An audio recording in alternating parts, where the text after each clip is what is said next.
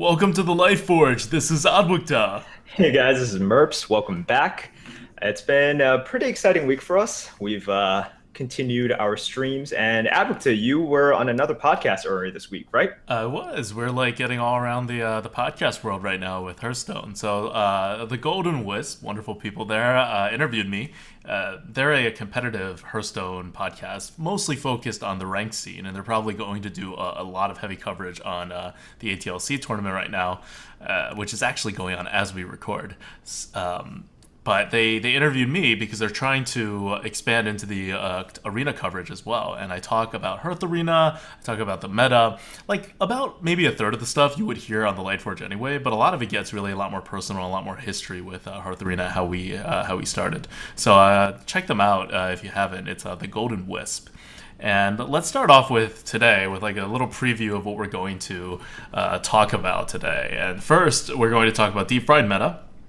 Which there's a problem that's been bothering a lot of people, and we've been getting it more and more. It started almost as soon as TGT came out, but it's been the voices have been growing a little louder, and a few more people are joining in, and so we feel like we'll talk about it. And it's about the meta and how there are too many paladins.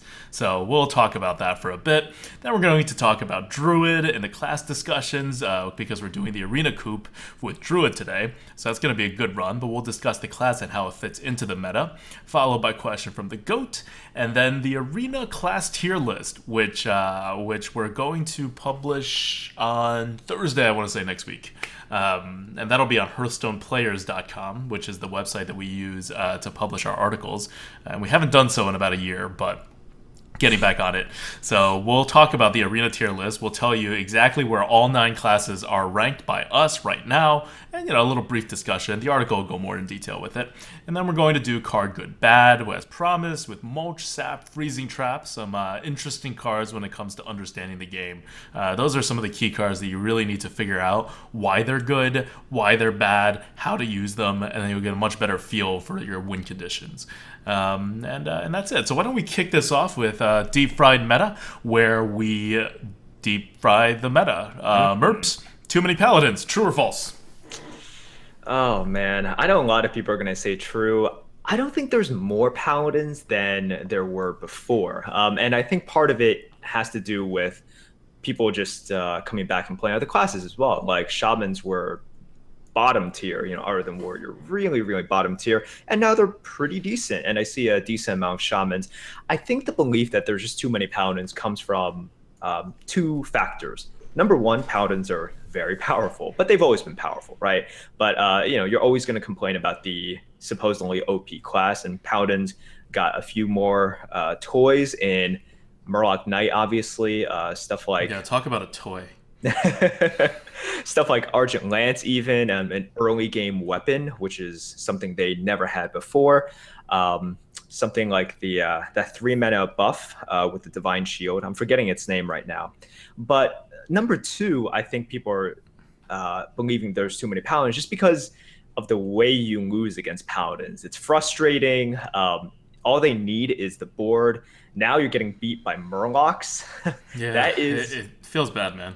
It really does. It feels terrible. Not only are you losing to the class with the most annoying greeting in the game, you're losing to Murlocs. And not just Murlocs, RNG Murlocs, right? The worst of the Murlocs. They took Murlocs and they managed to make it worse to lose to than just Murlocs. It's true. I mean, you have to be a little speciesist to feel worse for losing to Murlocs, but I think everyone does. It's just not a good way to go out. And I will challenge the fact that you say that there is not any more paladins in the meta now than there are before. We have some Hearth Arena stats, but just with general observation, even there are more paladins than before. Actually, paladins is the most frequently seen class now, where it was mage before, but it's not that much more, right? Paladins jumped from like 20% to about 25%, and at the same time, mages fell from a little over 25% to around 20%. So the people who play the OP classes are just going to bandwagon on to the next OP class that comes around. The total number of people who are playing either mage or pally has kind of stayed the same. So you're seeing the same amount of mages and pallies in total. It's shifted a little more towards pally than mages. That's not the biggest change in the world. And if anything, if you care about diversity in the meta, you should kind of be happy that you're seeing more paladins now than mages, because you've always seen more mages before this. So it's not like paladin was an underplayed class before, but at least it's not mage, right? Yeah, definitely. I think in any sort of competitive card game, whether it's in constructed or in draft arena, you're always going to have one class that is better than the other classes. It's impossible to get true equality. Obviously we're pitching Arena Warriors Matter because Warriors are just terrible, but most of the classes are pretty much the same. And if you're playing a class 20-25% of the time, it doesn't really reflect sometimes the direct power level of the class. It could just be a little bit more powerful, and most people pick it just because of that tiny sliver of advantage that they get. So this is always going to happen. Like you said, people are always going to bandwagon jump on with the most powerful class, and I think it's unavoidable. Yeah, and I think we'll get to. So first of all, we're not just going to talk about whether we see paladins or we see mages. We're also going to talk about how to beat paladins. That's coming up. But I also do really think that paladins are not the best class in this meta. And when we talk about our arena class tier list, you'll see it not be number one. Just spoiling it a little right off the bat. I don't doubt that it was number one the first day it came out, but even just looking at the win rates of paladins, which has dropped since the very beginning of the TGT meta, and also looking at Murloc Knight, which was like muster for battle level good to start things off on the first day, on the second day, and we just saw the stats just go down and down and down, and now it's a piloted shredder, which is something along the lines of 30 points worse than a muster for battle. That's how far the Murloc Knight has fallen. Of course, a piloted shredder is still an amazing card, so it's not like it went from a great card to a bad card, but it's no longer a meta-dominating card in the sense that you play it and you win the game, right? It's not a fire elemental by far. And the same thing, like you see these powerful cards and you see them fall, and you see them fall for the same reason you see Flamestrike fell, or not fell. Flamestrike just was never a terribly great card. It was a very, very good card, but it was not a fire elemental. And if you play the game a lot, you'll know that cards like, even cards like Swipe back in older metas were oftentimes more effective than Flamestrike. Why? Because everyone plays around Flamestrike. Or before TGT, let me rephrase that. Before TGT, everyone played around Flamestrike, because that's just what you did against the mage. Now there's a dilution. You see Flamestrikes less, you'll see more people play into the Flamestrike, and so Flamestrike has actually gotten better. But whenever a card gets so in the meta that people play around it, it loses a lot of its value. And that's what's happening with the Murloc Knight. People are saving that removal. People are making sure they have 4 damage on the board, even if your opponent removes something, or just some way to take care of a Murloc Knight, because they know that if that Murloc Knight sticks on the board for 2 turns, you've lost the game. And so the Murloc Knight itself is now less powerful than it was before. Of course, holding back your removal against a paladin kind of makes you a little more vulnerable to the paladin. So let's talk a little about how to deal with the paladin, right? We've already said it's not out of hand, it's not out of control or anything. There are a little bit more paladins in the meta. So let's talk about how you beat a paladin. They're hardly an unbeatable class. I have a 75% win rate against paladins. They're somewhere in the middle in terms of class, in terms of my win rate against classes in TGT. And they've always been kind of like in the middle, or like slightly tougher to deal with because it's a powerful class. But it's not one of those classes where you can see and you're like, oh, well, I'm screwed. Or it shouldn't be. So what do you do to beat a paladin, Merps?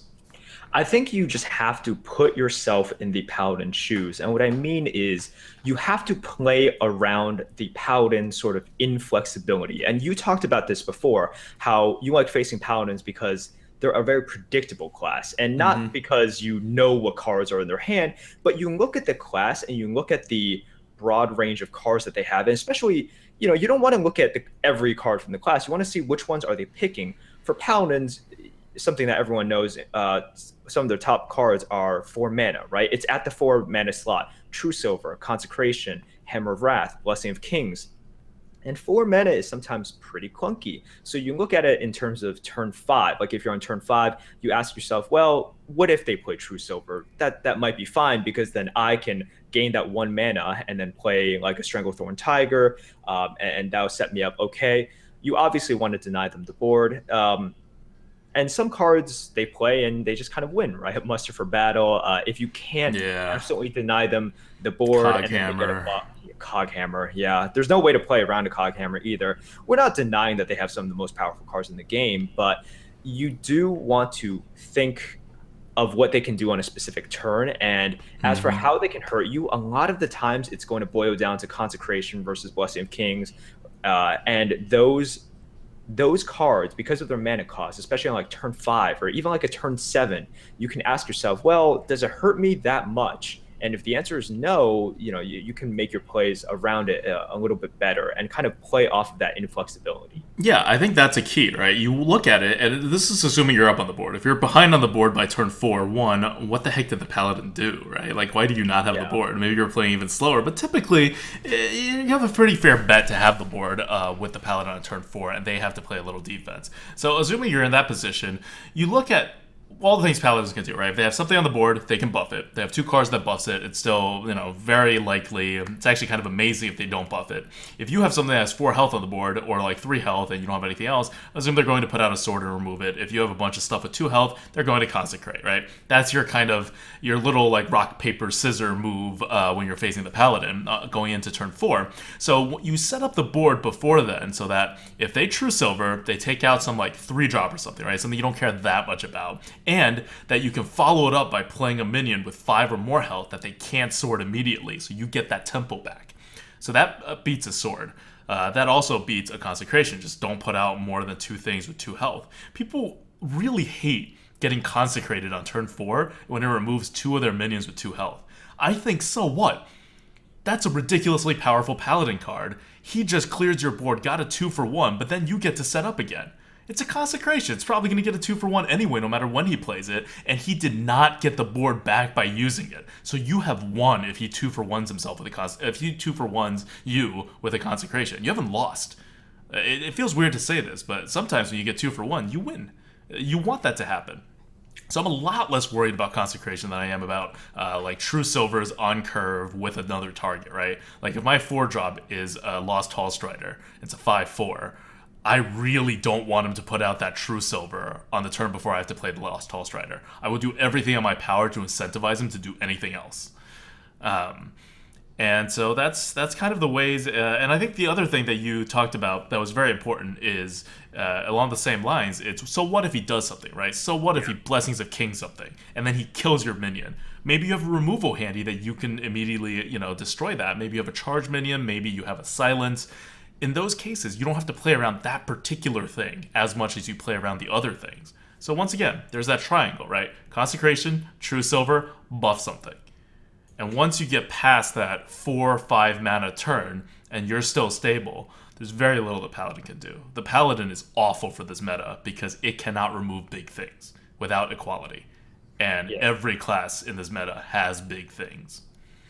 Yeah, and I think you have to always be aware of the relative power of the paladin's hero power. The mage's hero power, it's consistent. It doesn't matter if you're up or behind on the board. The power's the same. It's like a unblockable 1 damage ping. The paladin's is different. And when the paladin has initiative, that becomes just a stored up ping that can also be buffed, that can do whatever. So it's so much more powerful when the paladin has initiative, when they have control. And it goes back to what you're talking about, right? Like when you have initiative, not only do you have the advantage of having initiative that you have against any class in which you have initiative, you are making their hero power, the paladin's hero power, weaker because they don't have initiative when they hero power. And at that point, it becomes so much weaker than the druid's hero power, than the mage's hero power. But if they're ahead, it becomes much more powerful because at the very least, it forces a fellow ping class to ping it. Otherwise, they can buff it. They can do all this crazy stuff. And even, TGT even introduced another synergy with specifically Silverhand recruits with that 3 drop. Yeah. So you want to make sure that it's easier said than done, right? Make sure you're ahead up against the paladin, but also It is one of the easier classes to be ahead against. it is because their initiative is not gotten specifically through like it's not gotten through like many little cards at once, or it's gotten through like these heavy hitter cards, Muster for Battle and like Coghammer, like you said. But and sometimes when they play it, you're just gonna lose, and that's the nature of Hearthstone. You're just gonna lose when some people play certain cards. They Deathwing you, you lost. But for the Paladin, if you're able to just like kind of like stay steady, you want to make their hero power worth less. And it's really annoying, right? Because part of making their hero power worth less as well means you have to bump like your 3/4 guy into their hero power instead of going face, which is kind of why Paladins are so powerful in the first place. Because if the mage pings your 3/4, the next turn you can go face with that 3/4. But when you're facing against a Paladin, that thing is a 1/1 ping that also ate up 3 attack to the face. So it's a certain trade-off.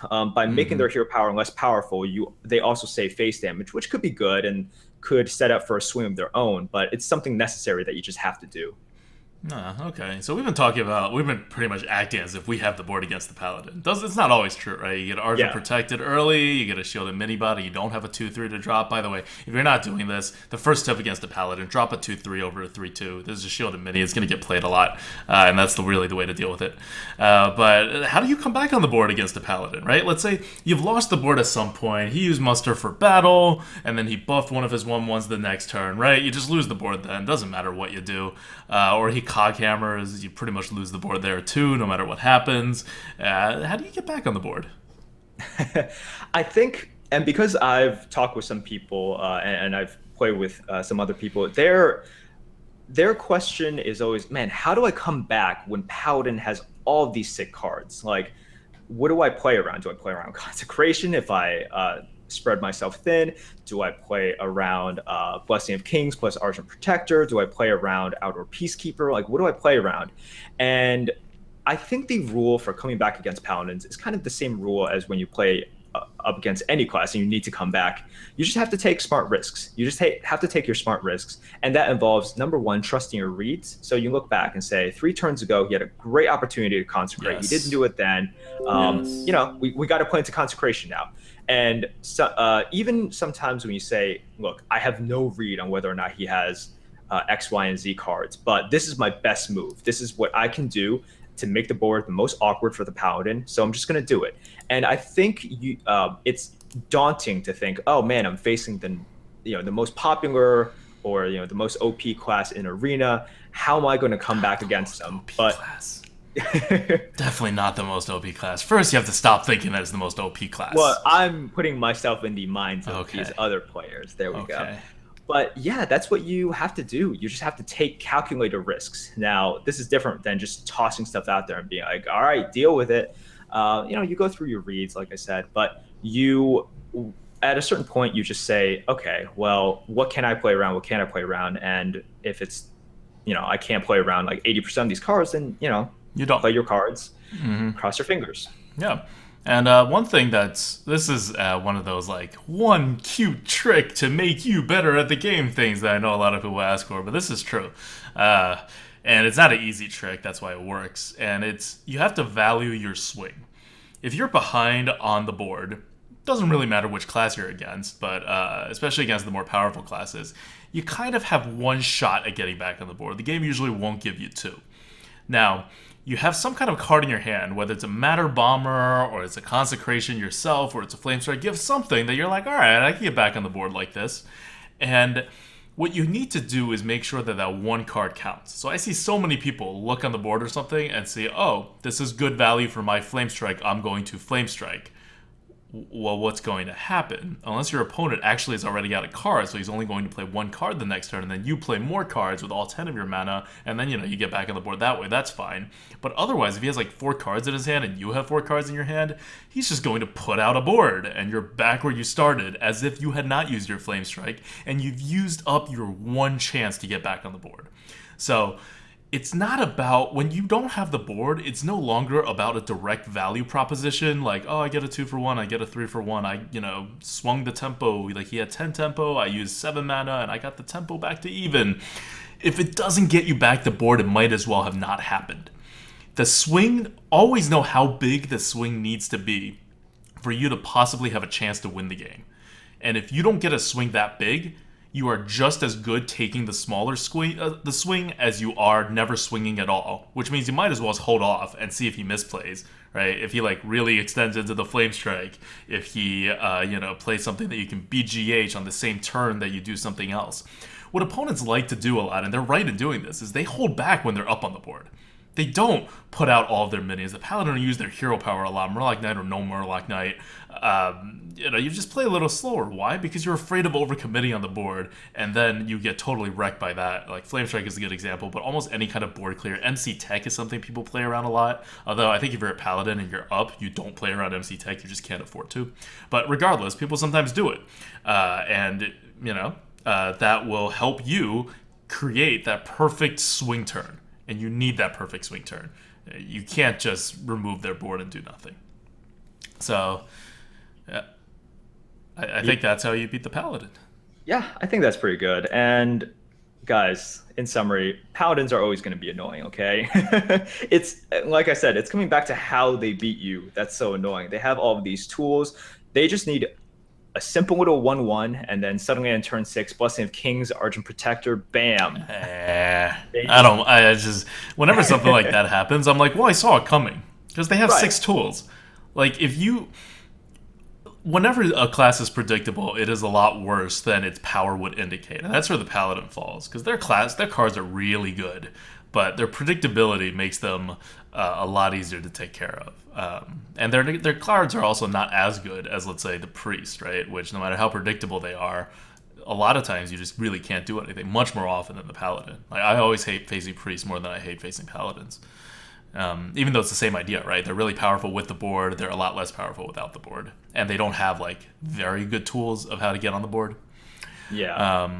So the Paladin is less tilted in that direction than the Priest, and so that's why I think it's even easier to deal with the Paladin than the Priest.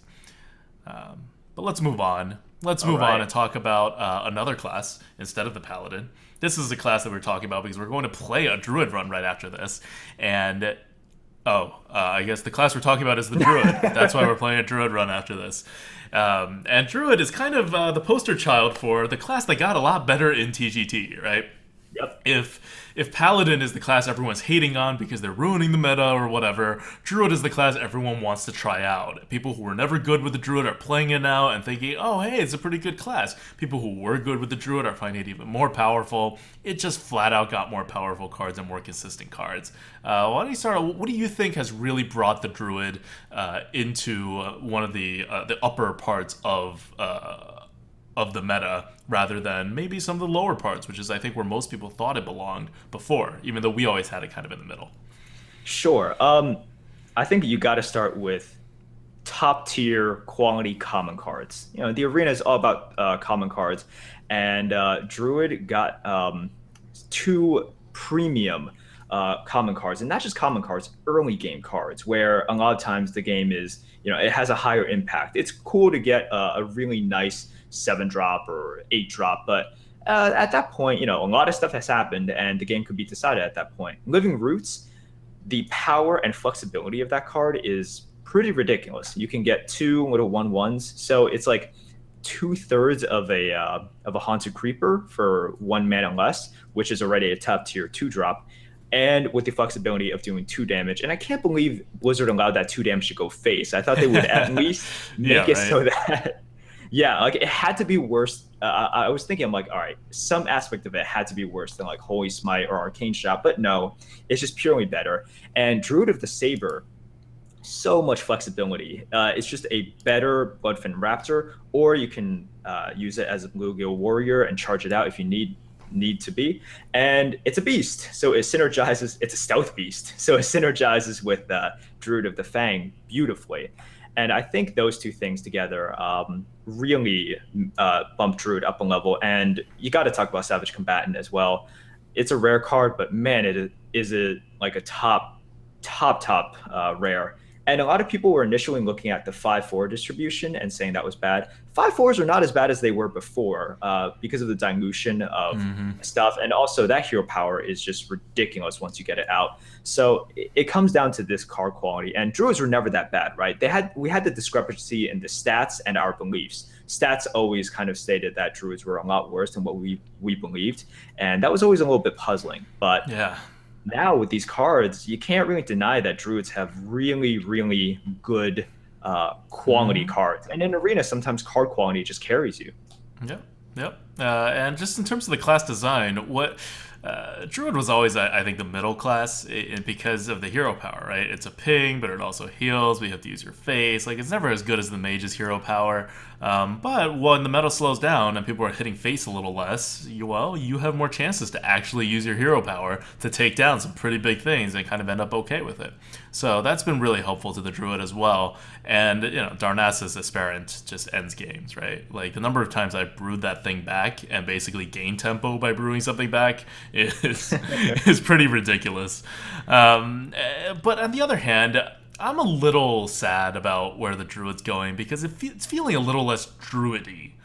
Like Darnassus Aspirant aside, which is a ramp mechanic, which is very druid-like, the cards that the druid has gotten, the cards that druid have gotten are like beast synergies, which they've never really had much of before, and it's like very a one drop, right? Druid's never had a one drop. It was always more about big minions, Right. but I guess the one drop also goes into the tokenness of the class because in constructed there is a token druid archetype that has not seen a lot of love lately. But in the arena, it's felt like the druid is used to have a very solid identity, right? When I see a druid, I knew what was happening. Now, I don't know what's happening anymore. Like druid is one of the toughest classes to face, in my opinion, in this new meta because they curve out so well. They can go so fast. They've always had the cards, right? Like the Innervate, the Savage Roar, Moonfire, even right. Just the Yes. Naturalize cards that get you so much tempo. The cost has always been fairly high as well, but the tempo gain is real and they can still have those cards. They still utilize those cards, and now they have a better base to start that kind of attack from. And I've always played Druid, like what I call like a tempo Druid or an aggro Druid, right? I don't wait for the Iron Barks. I don't think Iron Bark is a wonderful card or anything like that. I use Druid of the Claws to charge almost as often as I use them in the normal 4/6 taunt mode, and it's worked really well for me. Druid has always been one of my top four classes, always. And part of it is because I go faster, people don't expect it, and I think it's just a better way to use Druid. Well, now Druid is working out even better for me because the card, it's easier for me to build that kind of a deck. But at the same time, other people are doing the same thing now because the cards have so swayed Druid in that direction that it just makes sense to build decks like that. And so I kind of miss the old Druid, like when I'm facing the Druid, but at the same time, that wasn't going to last. Druid is a class in the middle. It has a little bit of everything, and the way Blizzard's taking it just makes it have even more a little of everything. And that's fine. You just can't, you should not go into the mindset of, oh, it's a Druid, I should be afraid of Ironbark Protector and not much else. And like Swipe, right, and not much else. That's just not how Right. Druid works anymore. Yeah, I think the concept of druid, if you think back in classic and Nax, druid was the most vanilla class. It was kind Hmm. of the most honest class, and a lot of Yes. people think that it could possibly be priest. If you look at all these other classes, every class specializes in some sort of cheating method, right? Like that other Yep. classes can't take advantage of. So, for example, with priest, it would be like shadow or death. For a shaman, it would be something like hex or some massive board clear that other classes have. Druid was always the most vanilla, the most honest. You just had big beefy minions, and as for removal, you never had other than naturalize, which was pretty low tier, especially for that meta. You didn't have any way to cheat hard removal, right? Like that Yep. was not in the druid's Yeah. toolbox. The only way Druid cheated was Innervate. Or like Wild Yes, Growth, if you exactly. count that as cheating. Yeah. Yeah, and then what's that cheating? You're cheating stats most of the time, right? You just get a bigger minion out. So cheating stats is different from cheating some sort of like funky removal Yeah. play or like a big combo. And I'm not going to talk about Force of Nature Savage Roar because that's if that happens in arena, it happens in arena. So that's why we always called it the most vanilla class. And I agree. The class seems less druidy for a number of reasons. One of which is they actually have hard removals now, and you can see Blizzard is very reluctant to give them a common hard removal other than naturalize. So they have recycle now. They gave them an epic in mulch, but yeah, we're getting to the point where even with a epic card, it'll happen sometimes. You think you're safe, and you'll be like, oh well, they can recycle, and it takes up their entire turn. but then they throw out a mulch and they still have the extra 3 mana. So once again, we're defying expectations and we're giving the druid another tool which they previously didn't have. And the class is just becoming less and less vanilla, which it has to happen, right? You can't just keep on Had making to big happen. beefy minions Yeah. for one class and then just saying, okay, you're good here. Especially when other classes have got all these funky tools. Like you introduce a light bomb for a priest, that changes the way that the priest plays. You introduce like I mean, Paladin's always had some sort of like crazy Equality Consecrate combos, but these are the things that if other classes have them, you have to give some aspect of that to the Druid. Otherwise, they just fall apart with their vanilla gameplay. Yeah, and it's also kind of weird, right? Druid is not the class with the biggest minions anymore. It's like priests can make bigger minions by far. Paladins potentially make similarly sized big minions. Warlock definitely has bigger minions. It's just they've lost that role. They're still one of the bigger guys in the game, but they're no longer tops, and they're very much no longer tops, right? Like think about Warlock. Warlock is ridiculous right now with their big minions. They've almost kind of like swapped places with the Druid when it comes to that card advantage game. Okay, let's move on. We're going to go on to question from the goat. So, question from the goat. What is it? All right. So earlier on this week, we put out a highlight video, which, if you guys don't know, go check it out. The question from the GOAT is, other than the highlights on the video, what were some highlights that were not captured, either because it wasn't on stream or we just forgot about? So start us off. Okay, so we have a highlight video. First of all, check out our YouTube. Click it. It should be the first video I got it. We got some help putting it together, and we think it looks pretty nice. So if you haven't seen us play and you've been listening to the podcast, you may want to watch us play a game. That's a pretty good highlight video to get a sense of what we got. But some of the ones that we left out, just because it's a little clunky to put these highlights in, especially when we're going with like super educational. I remember this one play earlier in the Arena Coop where we were facing a priest as a mage. It was down to we're both top decking, which is not a good situation to be in when you're facing a priest, because if he gets the board, you're just done. And then the priest top decks a loot hoarder, plays it, and we're fighting for the board. And so the next turn we play our card, and then I was very adamant about it. I just pinged face, did not ping the loot hoarder, because the card that we had top decked and played was a tiger.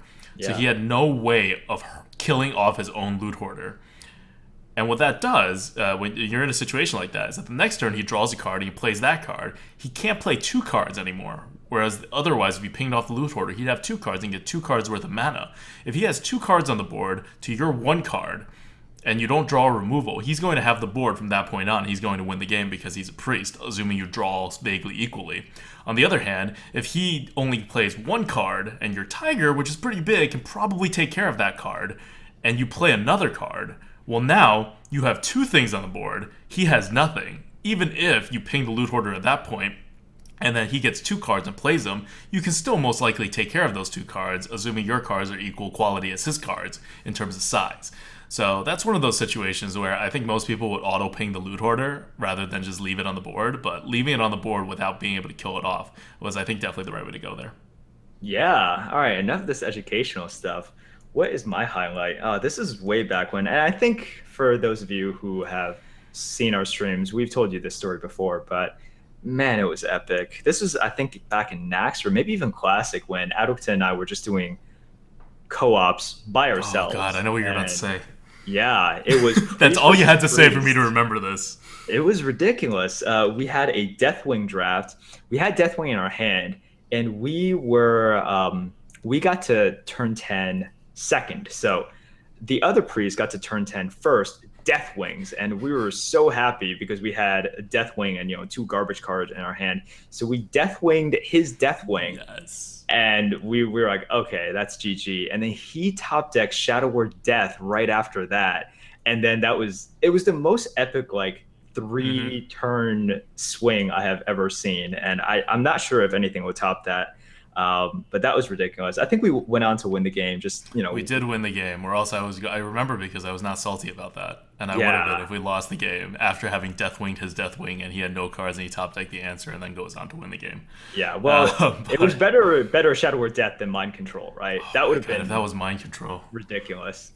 But no, that was a sick game. And then there was other stuff like I wish we still had that run of us going 12 wins with a Gadget Zan, Auctioneer, Totemic Might deck. That was beautiful. That was good. That was That good. was We do. good. Like, hey, if we went with your from last episode of Lightforge when you were pitching the idea of golden cards in the arena, we would have a totemic might. A You golden would have it. totemic That was might. on your account. I want it to be on my account.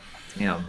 All right, now we really got to get this through. I just want to show off my totemic might, and now totemic might is not the worst card in the world anymore. No, Oh, still I pretty mean, bad. it's still pretty bad, but okay. Second question from the goat. We have another question from the goat, and this time the goat says, "Can you please frickin' feed me already?"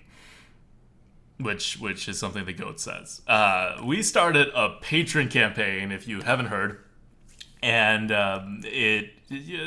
it's a patron campaign, and the campaign is Feed the Goat. So if you want to contribute some nice leafy greens for our goat, which is our symbol and our mascot and all that good stuff, head over to patreon.com / or I guess / grinning goat, and you can contribute over there. And we have a nice little ladder set up. So the way is, you don't really get much for contributing. It's really just if you want to support us, and we really appreciate it. But we do have this goal ladder where the more like per month pledges that there are, the more content we create, because we're just taking more and more chunks out of our lives to do Hearthstone content. And one of the early goals that we hit, and we actually hit this a couple days ago, before we even like fully rolled out the announcement. If you want to like hear more about this, we're not going to go on too much about this, but we did make a whole entire like 10-12 minute video about it on YouTube. So you can just go on YouTube and look in the videos section to like hear more about like, I don't know, numbers, business plans, things like that. Like, we're very technical people. We do Hearth Arena and stuff, right? So we go pretty deep. But we had this goal list, and one of the goals that they met was the arena class tier list. So the detailed article that we talked about is going to come out on Thursday, and more importantly, it means that we had to like sit down and really nail down how we think the classes are ranked against each other right now. We're going to give a little preview of that right now. So the class rankings, without further ado, actually with further ado, give me a drum roll, Merps. Number 1, coming in first, is Rogue. I think this will. You can stop the drum roll now. Okay. I think this should surprise nobody that it is Rogue, or at least that we think it's Rogue. We have always harped on the fact that Rogue is the most pro class, right? The absolute most pro class. The better you are at the game, the better you are at Rogue generally. The infinite player stats for Rogue always dwarfs the regular Rogue stats, and it works the other way for a lot of for some classes, like Priest is the biggest example of the other way that it goes. Paladin has a smaller effect, but the same idea, right? Basically, any class that you're more active in, you tend to do better the better of a player you are, because you have to make all these decisions, right? You have this coin thing that you have to think about, which means the mulligan becomes super important, and whether you save a combo or not, whether you weapon up preemptively, whether you use the weapon to the face, you have to always be worried about like their health, because part of your game is to go face, versus your health, because part of your game is to use your face to remove their stuff. Like, there's a lot of things to consider as Rogue, and we've never had it at number 1. It was always Mage before, because Mage was just so good, right, for all people. Yep. But in this meta, what's happening with the Rogue? Well, Rogue has gotten all of these cards. And remember, TGT cards plus 25% offering rates. Rogue has gotten Buccaneer. It's gotten the Bone Guard Valiant, something like that. Yeah. I forget what the card's called. Undercity Valiant? Undercity Valiant with the combo that deals 1 damage, which is kind of an insane combo if you use it for its combo effect. And those are pretty fast cards. So the Rogue is going faster, and at the same time, because other people are dealing less face damage to you, your hero power gets better. And because people are ending the game later, Sprint gets better. Remember how good Sprint was in Classic? Pretty good. Pretty good. It's getting back there right now. It's becoming pretty good again, rather than like near unplayable when GVG first came out, and then kind of okay-ish after that. So a lot of things are going in the Rogue's favor right now for good players, and so we think that is definitely the number 1 class in this meta.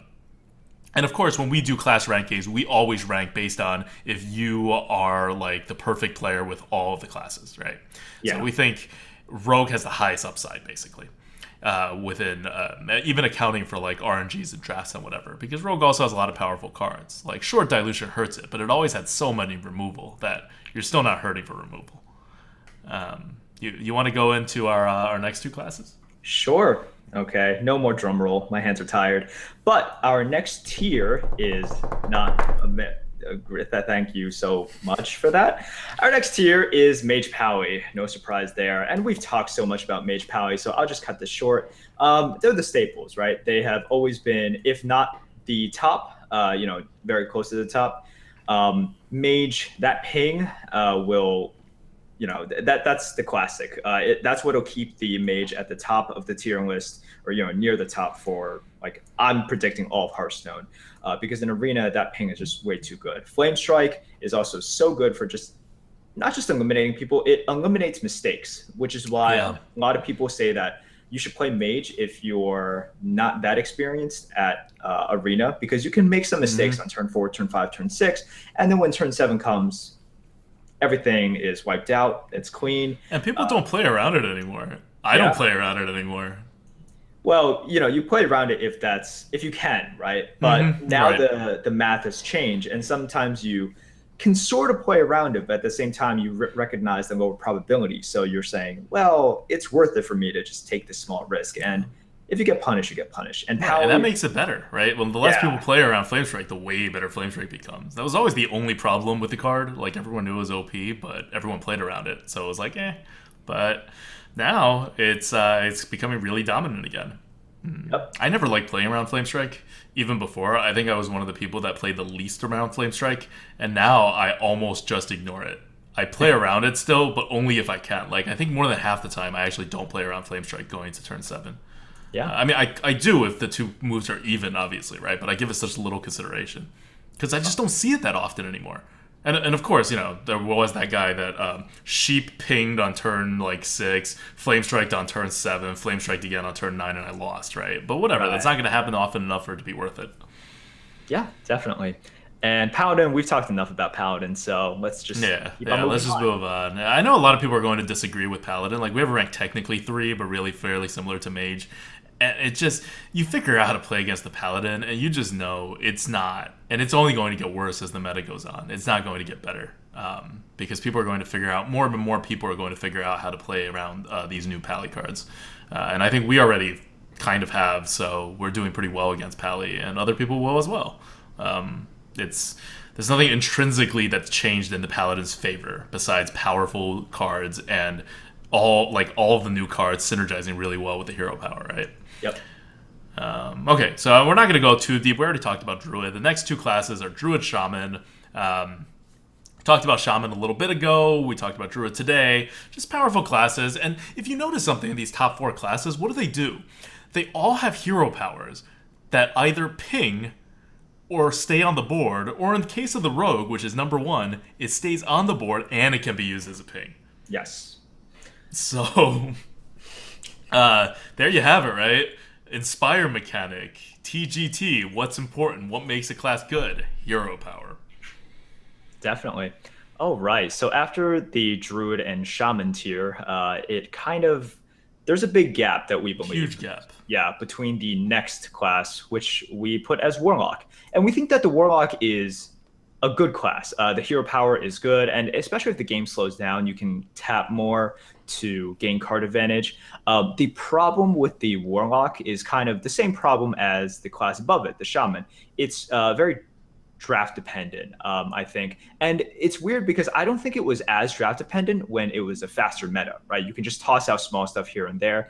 But I think now, because the game has slowed down a little bit more, Warlocks do need some bigger cards.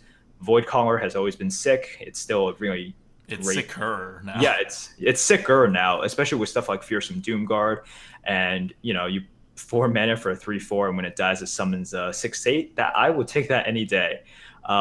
So it's still really good, but you do need a little bit of help from the draft. Yeah, yeah. And Next is Hunter and Priest. Not going to talk about that too much. Just you look at the Hunter, they always have the out, right, of going face and finishing you off with the hero power. But other than that, their cards are powered. Their new cards are powerful, but on the slow side. The class wants to go fast. You add a little dilution. It's hard to get a great Hunter deck. Hunters will still, like, if you know how to play Hunter, it's still going to work out, right? You'll still finish pretty well. But it's not going to be contending for the top tiers in this situation. And Priest is hit or miss. It's always hit or miss. And when you have a hit or miss class, that's not good for good players. Because normally, if you miss, you can still win a game. If that's a lot less likely when you're, let's say, Priest, the hits don't really matter, right? If you hit, you're going to win the game anyway. Well, now as the Priest, if you hit, you're going to win the game more. So what, right? That's not going to pick you up all that many more wins. So the nature of the Priest hasn't changed very much. I had thought that the Priest was going to fit really well with this meta, but it didn't. It just flat out did not fit into this meta any better than it fit into the last one, because this hero power meta, which Priest is still very good with the hero power, still requires the same fundamental baseline, right? Which is that you need to get on the board, and that hasn't become easier.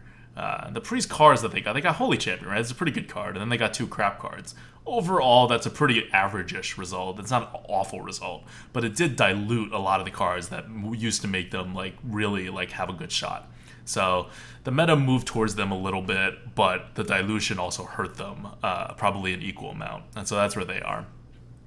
And then is there a last tier? Is there even another class? No, there isn't. Let's go on. Let's move on. Card Good Bad is our next segment and our last segment. And Card Good Bad is where we tell you whether a card is good or bad. So today's Card Good Bad is Mulch, Sap, Freezing Trap. Similar types of cards. So Merps, why don't you tell us whether they're good or bad? Sure. Hopefully, if you're listening to this, you will realize that I'm about to say that these cards are all good.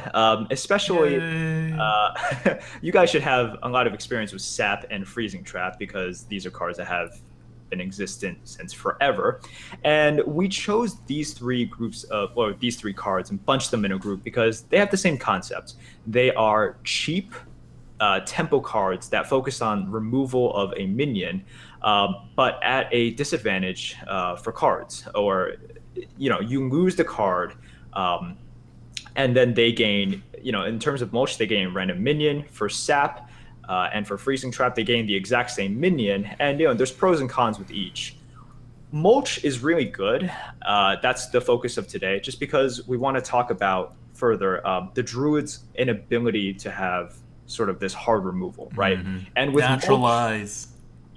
Well, Naturalize can be good. Like that time that we naturalized the Zombie Chow and went on to win. That was pretty epic. That was the best move. We should talk about that in terms of great moves that don't make it onto the highlight reel. Oh, we should have. Just not enough time. Oh, God. Yeah. That would be a moment for next highlight reel. Because we talked until it roped, and then we were like, okay, yeah. Right. Naturalize is the right move. We should naturalize the Zombie Chow and get on with our lives. So with Mulch, it's the same idea with something like Priest using Shadow Word Death. A lot of times when you're behind, what do? You just have to hope that the opponent plays something big and you're able to get that tempo swing right there. They spend 7 mana for a War Golem, and you spend 3 mana for Mulch, and you are able to drop down Paladin Shredder. Bam, you're right back on board, and you can have initiative. You can you can really control how the board state goes past that point. Mm-hmm. And if you're ahead, you just do use Mulch, drop another creature, go face, and really put pressure on them. So that's why they are so powerful if used correctly. Mulch obviously is a more flexible card because you can target it. For something like Sap and Freezing Trap, Sap is good at any target Sap too. Well, you can target Sap too. The problem is it doesn't get destroyed, right? So sometimes they have minions on the board in which you're like, well, I don't gain anything from sapping any of this. And for Freezing Trap, it's dependent on your opponent, actually attacking in, or they just charge out Stone Tusk Boar, which makes you really, really sad. Very sad. Very sad. But overall, these are just really good for gaining tempo, for just pushing ahead, and especially with Sap and Freezing Trap, they're on 2 aggressive classes. And with Druid, sometimes you just need that tempo to come back. So good cards for those reasons. Yeah. I think people underestimate a lot like what tempo is worth, right? Because if you're Yeah. trading a card away, you have one less card because you just use your sap, your freezing trap, your mulch, whatever, and they still have a card. Um, and it is you are actually making yourself go down one card. But generally, if you have the board, you can usually eat up more than one card by just having the board. Or if you end up thinking like, oh, you get into the situation where you're going to lose on card advantage anyway sometimes, right? You just look at their hand, you look at your hand, you look how the game's going, you're like, well, he's up 2 cards already and seems like he has a heavy deck, so, maybe he like hammer wrath you or something, and so he like drew a card too. You're not going to win on card advantage. And if you're not going to win on card advantage, him having an extra card is pretty much meaningless. So it just becomes the best removal ever in like a third, a quarter of your games. So it's extremely flexible, and it's rarely something that you would not want to do at some point in the game. And Mulch has the added great benefit of it's 3 mana. It gives your opponent a random card, which means your opponent is randomly going to have a 3 or 4 mana on average, right? Minion. Yeah. And that means if you're mulching something that's worth 7 mana or 8 mana, RNG aside, you're going to come out actually pretty even on card advantage on that. So, obviously, pretty bad if you mulch like a zombie chow, but presumably you're mulching pretty big things. Now, one more good thing about like something like sap compared to mulch, which is a big difference, is that sap gets rid of the death rattle, right? It sends it right back into your opponent's hand. Yes. Whereas mulch does kill the thing. So there are situations where one is better than the other is better than whatever. But overall, they're all good cards. They're all great cards. That's why they're recommended very highly. And if you're, let's say Hearth Arena wants you to pick one of those and you're uncomfortable with it, like try to think about what that card means once it gets played. So that will guide you as to when to play it. And more importantly, after it gets played, your entire mindset should be shifting to like whether now you need to go more tempo or face if you're just like so far behind, or if now you can control the board and then get the cards back to make up for the card that you just lost. Right. Okay, so that's it for us today. I like that we've kept it under an hour, and we'll see you guys next week for next week's Card Good Bad, which goes on. Oh, announcement! If you're watching this live, this should probably already happen if you're listening to this on a podcast. We have updated the tier list again, and that'll go live on Monday. And so one of the cards that moved again. Like, if we were to talk about when we first made the tier list in November of last year, which card we got wrong, like, the most, it's going to be this card.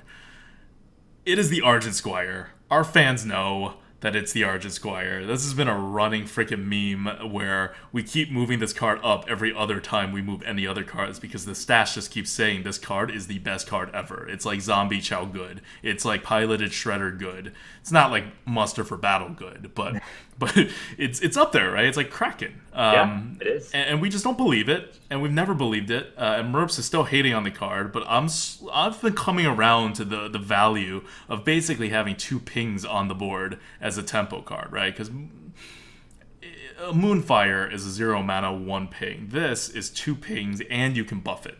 So it's difficult to see its value, I think. But I have noticed that a highly disproportionate amount of my decks with Argent Squire do really well.